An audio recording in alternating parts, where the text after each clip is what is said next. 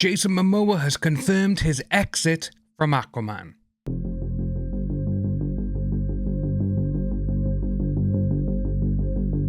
Hello ladies and gents, welcome back your lovely faces to a brand new video here on the channel. Yes, Jason Momoa has now come out and said that Aquaman 2 is the last one for him, but we know he's coming back as Lobo anyway. I do want to apologise for my voice, my throat is a little bit swollen and it hurts to talk, but I saw these and I was like, you know what, we gotta get this video out because I find it really funny. So this is what we got. This is coming from Inside the Magic, but it is on a few other places. Jason Momoa confirms Aquaman exit after drama. I do find it funny that I had to put that there. Jason Momoa has confirmed his exit from the role of Aquaman. After 10 years, the DC Extended Universe is set to come to a close next month. What started with Man of Steel has spanned 15 films, most recently releasing Blue Beetle, which didn't exactly set the box office alight. Financial disappointment has been a common trend throughout the course of the DC Extended Universe. Well, not really, you had, say, Aquaman made over $1 billion, you had the first Wonder Woman, which made a hell of a lot of money.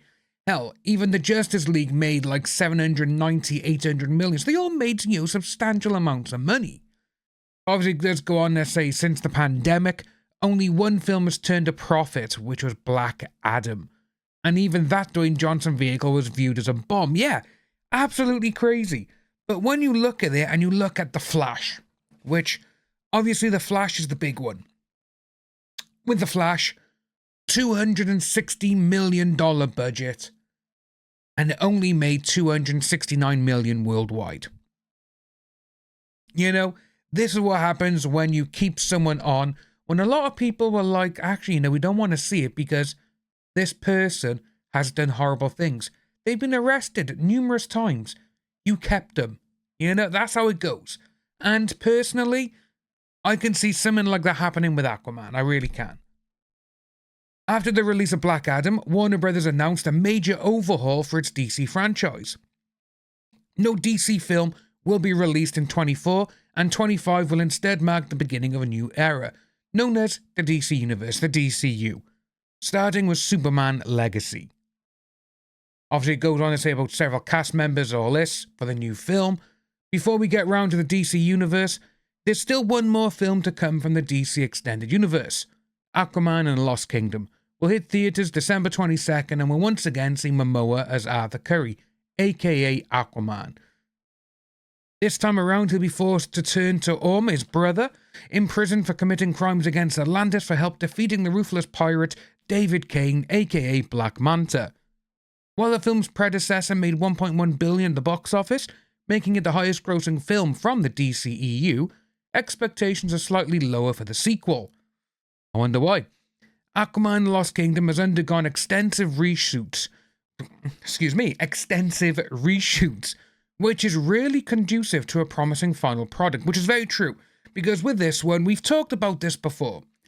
When a movie, is being made, they do schedule in 1, maybe 2 extensive reshoots for different times before it comes out. But with Aquaman and the Lost Kingdom, they've done 3 different reshoots.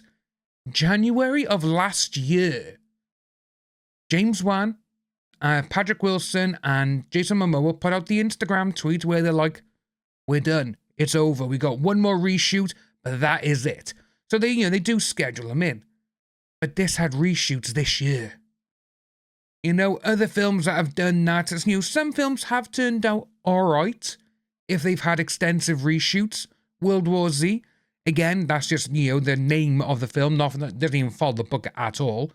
But that had very extensive reshoots, which cost like $40 to $50 million extra because they had to rewrite the entire third act.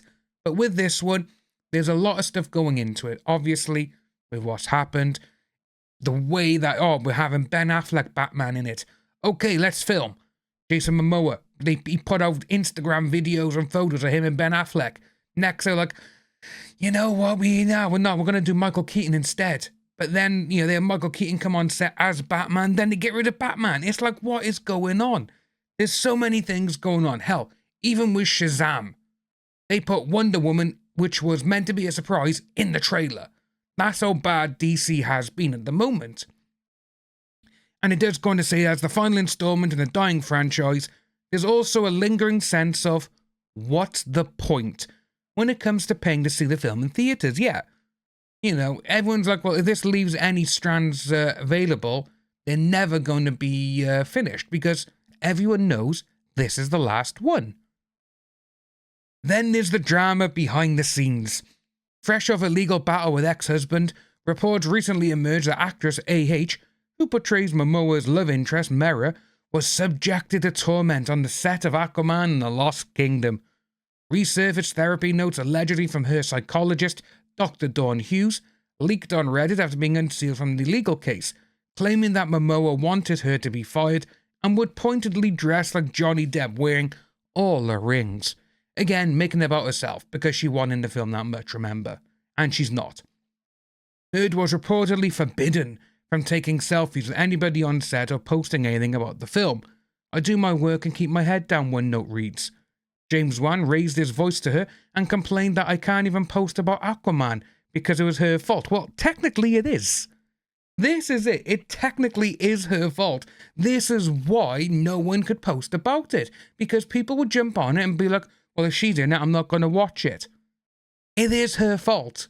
But with her being like, oh, she seemed to me like it was my fault. Oh, I'm the victim. You would have thought she would have loved that, to be honest with you. But obviously, in those little notes of their psychologist or therapist, whatever Dr. Dawn Hughes is, she was just trying to be, sympathy for me. Doesn't work. And it didn't work. Because no one wants to see her in it. With DC already heading for a reset, there have been questions as to whether Jason Momoa will return. Now, the actor's confirmed his fate as the character, and it's not good news. This is kind of like the end of this DC universe, Momoa told presenter Jimmy Fallon. I mean, things have happened, so I guess if people like it, but there will always be a place for me at DC. They like me. I love how they put that there. They like me. They like me.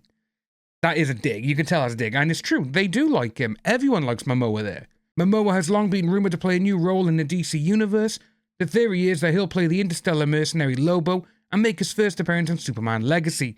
With that by there, obviously we have seen that when Superman comes out, obviously in 2025, with Momoa, they will introduce Momoa as Lobo, more than likely February, March of next year. That's when, obviously, Aquaman has been out for over a month, see how it does or whatever, and that's when they'll go, oh yeah, Momoa's now Lobo. He's going to be starring in Superman Legacy. That's what's going to happen. And it's going to be great to see, to be honest with you, for Momoa, because with Momoa as Lobo and everything else, people will go and see his films because she is no longer attached to him. That's what's going to happen. And personally, I think that's absolutely amazing. And with him as Lobo, and as long as she's not there, I will definitely go and watch it.